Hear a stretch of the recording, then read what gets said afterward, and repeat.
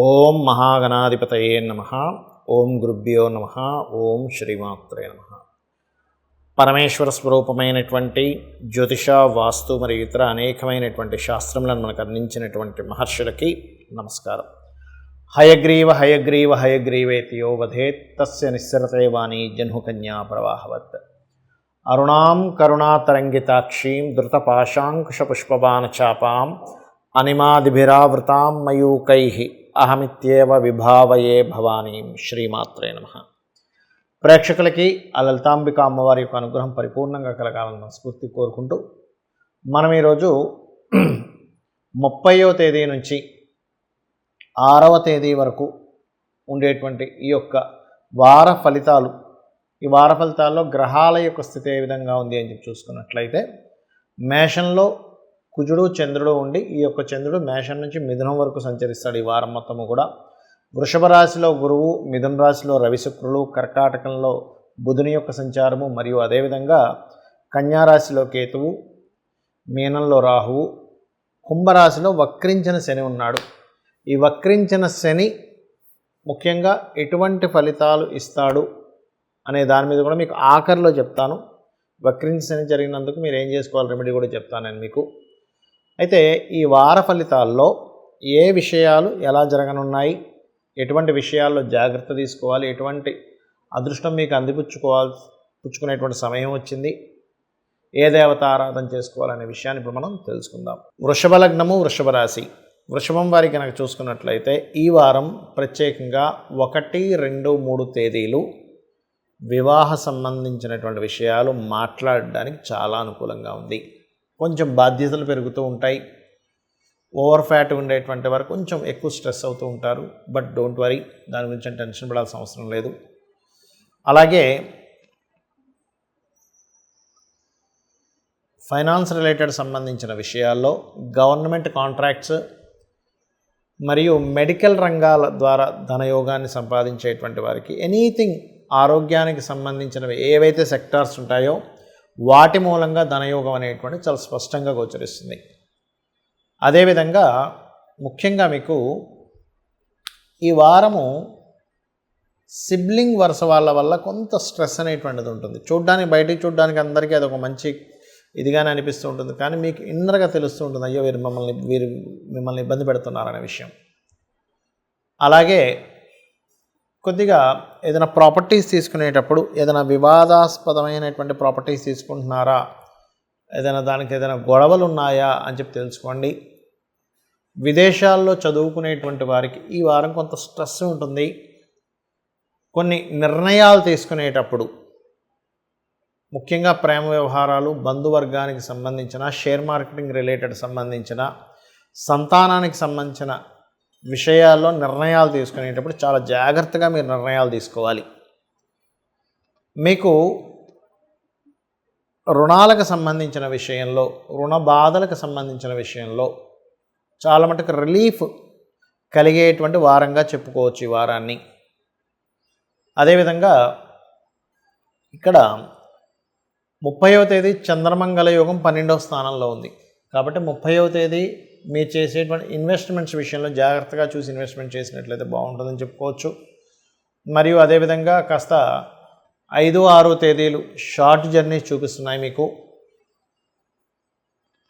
గతంలో ఏదైతే జాబ్ చేశారో ఆ జాబ్ సంబంధించిన విషయంలో, లేకపోతే జాబ్లోనే మీరు ఇంకొక ప్రదేశానికి వెళ్ళి కొత్త ఉద్యోగాలు వెతుక్కోవడానికి, ఉన్న ప్రదేశం నుంచి మారడం ద్వారా కొత్త ఉద్యోగాలు రావడానికి పూర్తి అనుకూలమైనటువంటి వాతావరణం ఇప్పుడు గోచరిస్తుంది.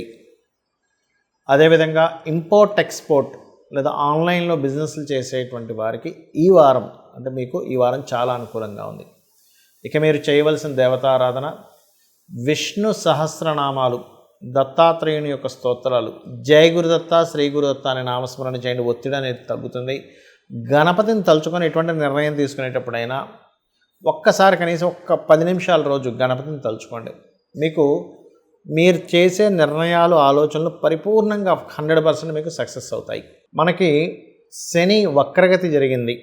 ఈ వక్రగతికి అన్ని రాసుల వారు ఏమేం చేసుకోవాలి, ముఖ్యంగా ఈ శని వక్రగతి వల్ల ప్రధానంగా కొన్ని రాసులకి కొంత ప్రభావం ఏదైతే ఇన్ని రోజులు లేట్ అవుతున్నటువంటి ప్రభావం ఏదైతే ఉందో తగ్గుతుంది, కొన్ని రాసులకి పెరుగుతుంది. అదేంటో కూడా చెప్తానండి మీకు. ముఖ్యంగా చూడండి, మొన్న రీసెంట్గా అంటే ఒక 1 ఇయర్ చేంజ్ నుంచి 1.5 ఇయర్ నుంచి ఏలినాటి శని ఏదైతే మీన రాశికి ప్రారంభమైంది అనుకుంటున్నారో ఆ మీనరాశికి ఇక్కడ నుంచి ఒక 4.5 నెలల పాటు ఆ యొక్క ఏలినాటి శని ప్రభావం తగ్గుతుంది.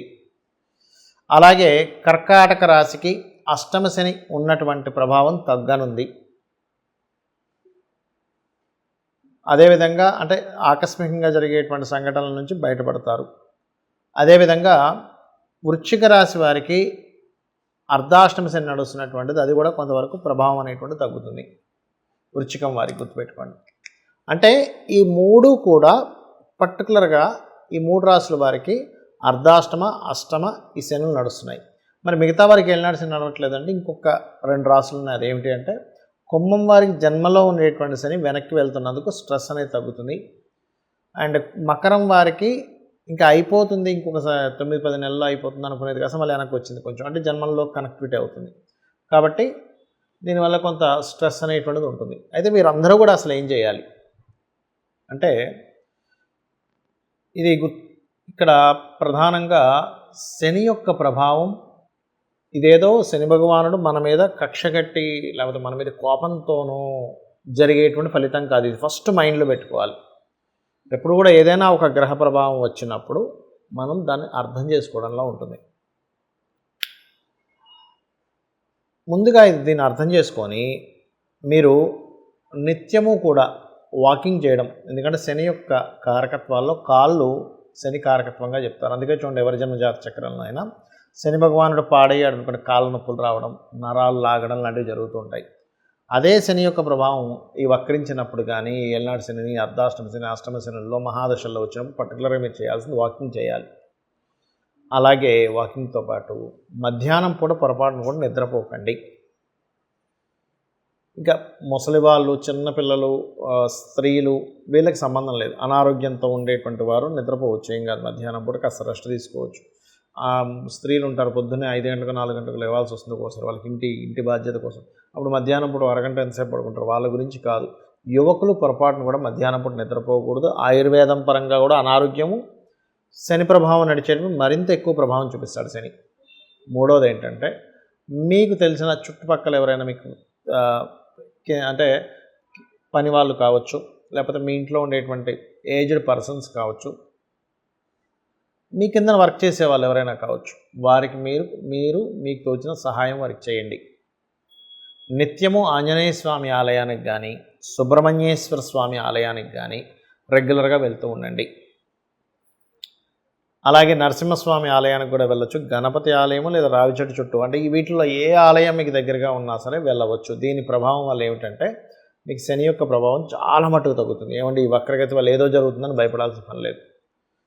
అలాగే ఇంకొకటి ఏంటంటే, మీకు దగ్గరలో గోశాల కనుక ఉన్నట్లయితే గోవుకి పిడికెడు బెల్లం తినిపిస్తూ ఉండండి. ఇది చాలా బ్రహ్మాండంగా పనిచేస్తుంది. వీటితో పాటు ఎప్పుడు కూడా మీ జన్మజాతకం ఈజ్ మోస్ట్ ఇంపార్టెంట్. మీ పర్సనల్ చార్ట్, అసలు శని మకర రాశుల్లో అంటే కుంభరాశిలో అంటే శని వక్రించినప్పుడు మీ పర్సనల్ చార్ట్లో అది ఏ ఎఫెక్ట్ని ఇస్తుంది, మీ పర్సనల్ చార్ట్లో నడుస్తున్నటువంటి మహాదశ అంతర్దశ ఏమిటి, మహాదశ అంతర్దశలు ఏవైతే ఉన్నాయో అవి పర్టికులర్గా వేటిని యాక్టివ్ చేస్తున్నాయి. దీన్ని పట్టుకొని ఇప్పుడు వక్రించిన శనిని క్యాల్కులేట్ చేయాలి. అంతేగాని ఊరికే శని వక్రగతి ఉంది నాకేదో అయిపోతుంది అనేటువంటి భయం పెట్టుకోకండి. ఎందుకంటే గోచారంలో ఉండేటువంటి గ్రహాల యొక్క స్థితి ఏదైతే ఉందో అది కేవలం 10% ప్రభావం చూపించేది. ఒక్కోసారి అయితే 5%. ఎప్పుడో బాగా రేర్గా గోచారము మహాదశలు అన్నీ కనెక్ట్ అయితే ఒక 15-20% చూపిస్తుంది. కానీ పర్సనల్గా మీ జాతకమే మెయిన్. అంటే మీరు జన్మించినప్పుడు ఉన్నటువంటి సమయాన్ని, నెలని, మాసాన్ని, అదే మన తేదీని, సంవత్సరాన్ని అన్నింటినీ తీసుకొని లగ్నం నుంచి ఏ గ్రహాలు ఎక్కడున్నాయి, మీరు పూర్వజన్మలో చేసినటువంటి పుణ్యం ఆధారంగా ఆ యొక్క పరమేశ్వరుడు ఆయా గ్రహాలు అక్కడ ఉండేలాగా మిమ్మల్ని ఎలా పుట్టించాడు, గొప్ప పుణ్యం చేస్తే ఇప్పుడు వచ్చేటువంటి గుడ్ రిజల్ట్స్ ఏమిటి, మనకు తెలుసో తెలియకో అజ్ఞానంలో చేసినటువంటి కొన్ని పాపాల వల్ల కలిగేటువంటి గ్రహాల స్థితి వల్ల మనం ఎలా తగ్గించుకోవాలనేటువంటి తెలుసుకుంటూ మీరు ఎటువంటి కర్మలు చేసినా ఒకటే గుర్తుపెట్టుకోండి, మీకు తెలుసో తెలియక అజ్ఞానంలో కొన్ని కర్మలు చేసేస్తారు. దీనికి శాస్త్రాల్లో చెప్పినటువంటిది ఒకటి మార్గం ఏమిటంటే, నువ్వు బాధపడుతూ కూర్చోవాల్సిన పని ఏమీ లేదు. చక్కగా ఈ విశ్వంలో ఈ సృష్టిలో ఉన్న ప్రతిదీ కూడా అమ్మవారిగా భావిస్తూ, ఈ పరమేశ్వరుడిగా భావిస్తూ మీరు కనుక మీ పని చేసుకుంటూ వెళ్తున్నారంటే 100% సక్సెస్ అయితే తీరుతారు. అందులో ఎటువంటి సందేహం లేదు, గుర్తుపెట్టుకోండి. 100% అందులో 1% కూడా తగ్గాల్సిన అవసరం లేదు. బట్ మీ పని మీరు చేసుకుంటూ వెళ్ళాలి. ఎందుకంటే పనే, మనం చేసే వర్కే కర్మ. ఈ కర్మకి రిజల్ట్ ధర్మం కనుక తోడైతే ఆ కర్మకి ఖచ్చితంగా మీకు ఆ ఫలితం అనేటువంటిది వచ్చి తీరుతుంది, గుర్తుపెట్టుకోండి. అదేవిధంగా మరొక విషయం ఏంటంటే, ఇక్కడ మీ జన్మజాతక చక్రంలో ఈ మహాదశ అంతర్దశలతో పాటు వాస్తుపరంగా కూడా ఎటువంటి దోషాలు లేకుండా చూసుకోండి. అంటే ఉత్తరంలో బాత్రూమ్స్ లేకుండా చూసుకోండి, ఉత్తరంలో వైట్ కలర్ ఉంటే ఎలా చూసుకోండి, ఆగ్నేయంలో వాటర్ లేకుండా చూసుకోండి. ఇట్లా కొన్ని ఉంటాయి వాస్తులో. నేను చాలా వీడియోలు చెప్పాను, దాదాపుగా ఓన్లీ వాస్తు మీద ఒక 500 వీడియోలు ఉన్నాయి. అవి చూడండి, చూస్తే మీకు పూర్తి వాస్తు అవగాహన వస్తుంది. అమ్మవారి అనుగ్రహంతో మీరు చల్లగా ఉండాలని మనస్ఫూర్తి కోరుకుంటూ శ్రీమాత్రే నమః.